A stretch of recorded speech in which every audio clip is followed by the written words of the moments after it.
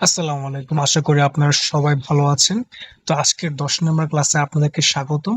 আজকের ক্লাস শিখব হরকত ও তানভীন।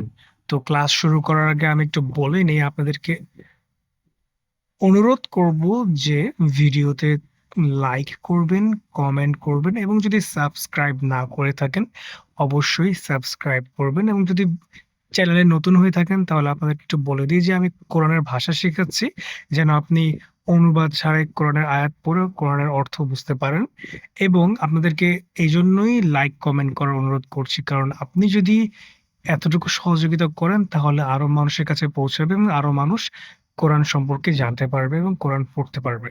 তো চলুন আমরা শুরু করি। তো ১ম এ যেটা দেখতে পাচ্ছি সেটা হচ্ছে যে হারকাত ওয়া তানউইন। তো হরকত এবং তানউইন সম্পর্কে আমরা জানবো। এখানে দেখতে পাচ্ছি যাইদুন ওয়া আমরুন, এই হচ্ছে ২ টা নাম, ২ টা মানুষের নাম। কেন এই ২ টা নাম নিয়ে আসলাম এটা একটু পরে বুঝতে পারবো এবং আমরা জানবো যে কোরআনে এটা কেন গুরুত্বপূর্ণ। এইবার আমরা ১ম পার্টে যাচ্ছি। হরকত ও তানউইনের ব্যাপারে। হরকত হচ্ছে ছোট, ছোট চিহ্ন। এগুলো শব্দ কিভাবে পড়তে হবে তা জানায়। শব্দের শেষের হরকত বদলালে অর্থ বদলে যেতে পারে। সেটা কিভাবে আমরা একটু পরেই জানব। তো এইটা হচ্ছে সেই হরকত, এটা হচ্ছে জবর, এটা হচ্ছে জের, এটা হচ্ছে পেশ। এই ৩ টার আবার আরেকটা নাম আছে যেটা আমি একবার বলছি। এটা ফিউচারে কিন্তু আপনি মিলাইতে পারবেন বা বুঝতে পারবেন। জবর এর আরেকটা নাম হচ্ছে ফাতহা, জের এর আরেকটা নাম হচ্ছে কাসরা এবং পেশ এর আরেকটা নাম হচ্ছে দম্মা। আবারও বলতেছি, ফাতহা, কাসরা, দম্মা। এটার অরিজিনাল নাম হচ্ছে এটা। আমরা বলি জবর জের পেশ।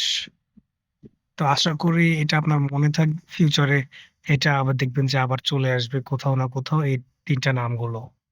এবার আমরা দেখতে পাচ্ছি তানভিন। এটা হচ্ছে ২ জবর, ২ জের বা ২ পেশ অথবা ফাতহাতাইন, কাসরতাইন অথবা দম্মাতাইন, মানে এটার যেই নামগুলো আরকি। তো এটা হচ্ছে তানভিন, এগুলোকে তানভিন বলে। ২ জবর ২ জের ২ পেশকে তানভিন বলে। আবার এটার আরেকটা নাম হচ্ছে যে ফাতহাতাইন, কাসরাতাইন, দম্মাতাইন। এইবার আমরা একটা উদাহরণ দেখব এই তানভিনগুলোর। ১ম টা হচ্ছে কিতাবিন। তো কিতাবিন মানে হচ্ছে একটি বইয়ের। কিতাবান মানে একটি বইকে। আচ্ছা, তো র, এর, কে, এর এটা কিন্তু বাংলা ব্যাকরণ যদি আপনারা পড়ে থাকেন তাহলে আপনি মিলাতে পারবেন যে এটা হচ্ছে বিভক্তি অধ্যায়ের অংশ। শেষের এই ছোট শব্দগুলো যোগ হয়ে এটার অর্থ পরিবর্তন করে। তো কিতাবিন মানে একটি বইয়ের, কিতাবান মানে একটি বইকে, আর কিতাবুন মানে একটি বই। আবার আরেকটা উদাহরণ হচ্ছে বাইতিন মানে একটি ঘরের, বাইতান মানে একটি ঘরকে, আর বাইতুন মানে একটি ঘর। আশা করি আপনারা ২ জবর ২ পেশ ২ জের এর উদাহরণটা আপনারা বুঝতে পেরেছেন যে কিভাবে একটি শব্দের শেষে ওইটা বসার পর কোনটা বসলে এটার মিনিং কেমন হবে এটা বোঝা যাবে। তো ২ জের হলে র হবে, ২ জবর হলে কে হবে এবং ২ পেশ হলে শুধু একটি শব্দ হবে। যেমন বাইতুন, এখানে ২ পেশ বলেছে। বাইতুন মানে একটি ঘর, কিতাবুন মানে একটি কেতাব, মুসলিমুন মানে একটি মুসলিম। আশা করি বুঝতে পেরেছেন। এবার আমরা যাইদুন ওয়া আমরুন সম্পর্কে জানবো। কিভাবে এটা কেন উদাহরণ দিচ্ছি এটা আমরা এখনই বুঝতে পারবো। তো যাইদিন মানে জায়েদের, যাইদান মানে জায়েদকে, যাইদুন মানে জায়েদ, একটা মানুষ আরকি। আবার আমরিন মানে আমরের, আমরন মানে আমরকে, আমরুন মানে আমর। এখন এই জিনিস লক্ষ্য করবেন যে আরবিতে অনেক সময় শব্দের স্থান বদলালেও অর্থ একই থাকে। শেষের হরকতই বলে দেয় যে কে কাজ করছে। অর্থাৎ ধরুন একটা সেন্টেন্সে ৩ টা ওয়ার্ড আছে, সেই ৩ টা ওয়ার্ড বিশেষ করে আরবিতে যদি ওলটপালট হয়, জাস্ট শেষে কোন হরকতটা আছে, হরকত মানে জবজের পেশ, ওটার উপর ডিপেন্ড করে জাজ করা হয় যে আসলে ওটার মিনিংটা কি। নিচে আমরা এখন উদাহরণটা দেখব। এখানে জাইদুন যেটা আমরা পড়েছি, জাইদুন মানে হচ্ছে জায়েদ, দরবা মানে আঘাত করেছে, দরবা মানে আঘাত করেছে। আমরন মানে জায়েদকে, যেটা আমরা একটু আগে পড়েছি, জাস্ট মিক্স করার জন্য বা অনুভব করার জন্য যে একটু আগে আমরা এটা পড়েছি, এখন সেটা আমরা আবার পাচ্ছি। আমরন মানে জায়েদ, আমরকে। জাইদুন দরবা আমরন, জায়েদ আমরকে আঘাত করলো। যদি আমরিন হতো তাহলে আমরের বা আমরুন হলে আমর, কিন্তু আমরন মানে আমরকে। তো জাইদুন দরবা আমরন মানে জায়েদ আমরকে আঘাত করলো। আবার দেখেন, এটা হচ্ছে ওলট পালটের উদাহরণ। দরবা আমরন জাইদুন মানে দেখুন যে এই নামটা বা এই ৩ টা শব্দগুলো ওলট পালট হচ্ছে, কিন্তু মিনিংটা একই থাকতেছে, খালি এই কারণেই যে আমরন হওয়ার কারণে আমর কে হয়েছে এবং জাইদুন মানে জায়েদ হয়েছে। তো দরবা আমরন জাইদুন মানে জায়েদ আমরকে আঘাত করলো, ওই সেম।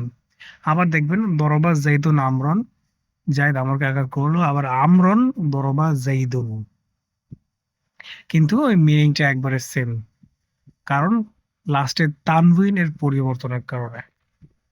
এখন এইবার শেষের যে তানউইন ওটা বদলালে মিনিংটা বদলে যায়, যেটা আমরা এখন দেখবো। এটা হচ্ছে এইখানে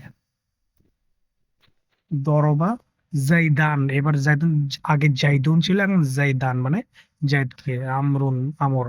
দরবা জাইদান আমরুন মানে জায়েদকে আমর আঘাত করলো বা আমর জায়েদকে আঘাত করলো। আবার দেখুন দরবা জাইদুন আমরন, জায়েদ আমরকে আঘাত করলো। এই চেঞ্জটা শুধুমাত্র এই জন্যই হচ্ছে কারণ লাস্টের তানউইনটা পরিবর্তন হচ্ছে, তাই।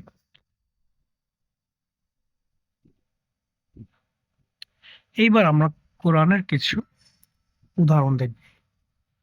কলা মানে বলা বা সে বলল, কল আল্লাহু, দেখুন এখানে কিন্তু পেশ আছে।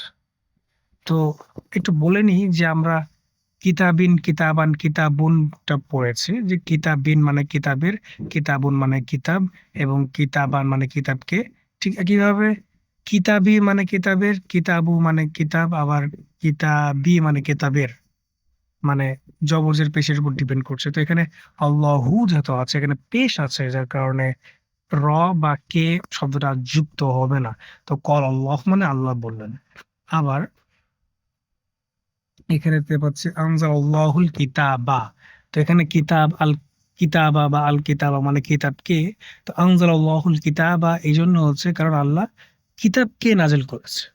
তো এখানে কিতাবকে নাজিল, নরমাল আমরা কিতাব কে বলি না, জাস্ট লিখেছি আল্লাহ কিতাব নাজিল করেছেন, কিন্তু আল্লাহ আসলে কাকে নাজিল করেছেন বা কিসে কি নাজিল করেছেন।